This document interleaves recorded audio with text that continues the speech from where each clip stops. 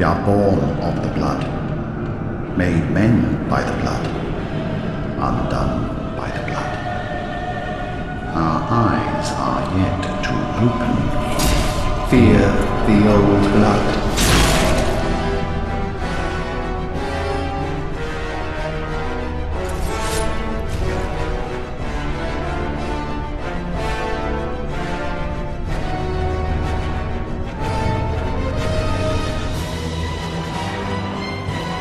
Did you see him? That towering monster among them. That is most certainly their king.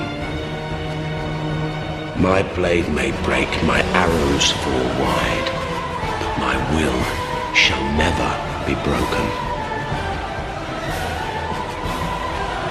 Surely you have seen for yourself the pain and suffering that fills this world. I have had enough of this rotten world.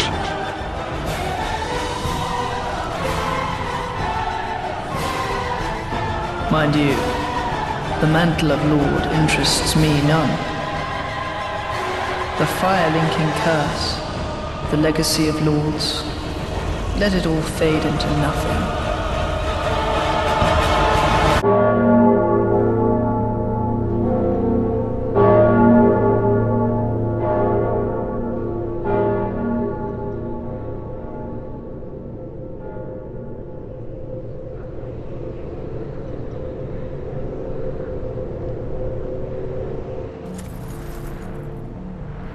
Who are the Lords of Cinder?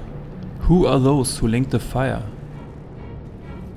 In Dark Souls 3 we encounter 5 Lords of Cinder and 4 of them must be slain. We know their names and their power, and we know that they linked the fire long ago in their own lands. But there's more to it. It is possible to explain way more about those lords than we can experience in this game. The first thing to do when answering a question like this is to realize the meaning of the terms. So the first question to answer must be, what is a Lord of Cinder? It all started long ago in Lordran, when Gwyn, the Lord of Sunlight and the first Lord of Cinder, sacrificed himself and linked the first flame. The dragons were no more, the world burned away, and the Age of Fire began. But the flames will fade, and a new hero must be found to succeed Lord Gwyn and kindle the flame anew. A Lord of Cinder is a successor of Lord Gwyn, who has the choice to sacrifice himself and start a new Age of Fire, or to let the flames slowly fade and become the Lord of this Age of Dark. But fire will always cast shadows, and so every new Age of Fire will eventually begin to fade, and a new heir must be found. This is the basic concept of the Souls series. Dark Souls 2 does exist because we linked the fire at the end of Dark Souls 1 and created a new world.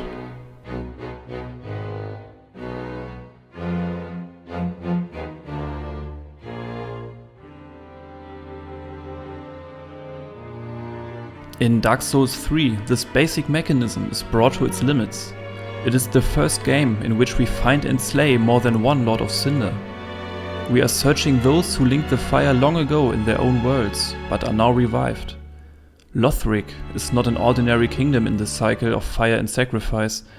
There's a reason why Dark Souls 3 is the finale of the series, and why this cycle eventually comes to an end.